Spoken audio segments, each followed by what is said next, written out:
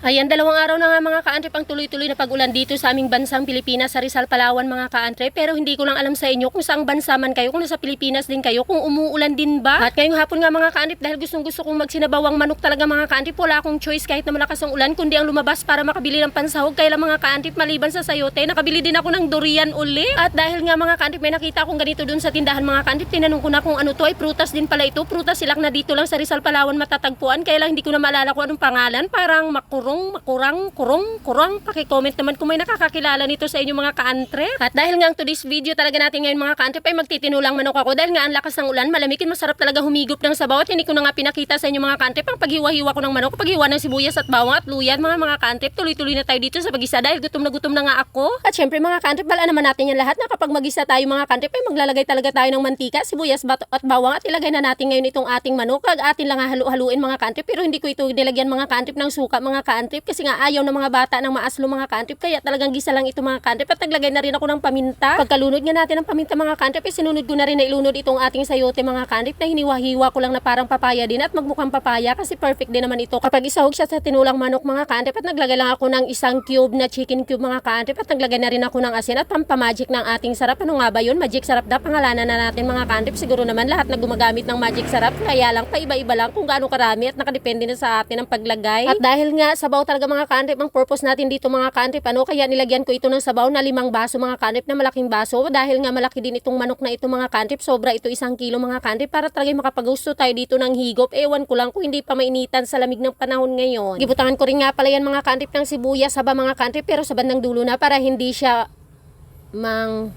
ano ba yang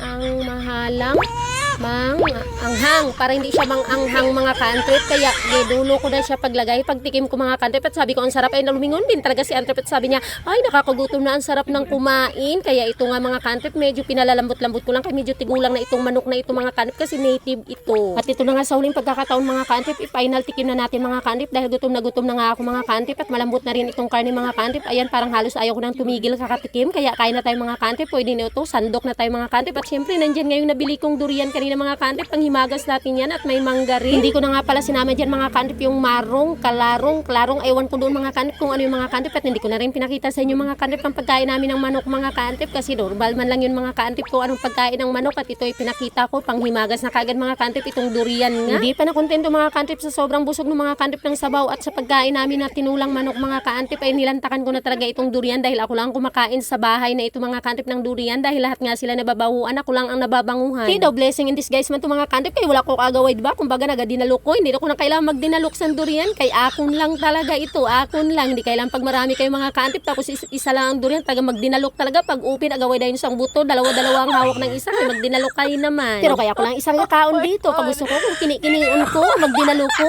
ihamal-hamal ko tanan. Salamat for watching, please follow, like and share, bye bye.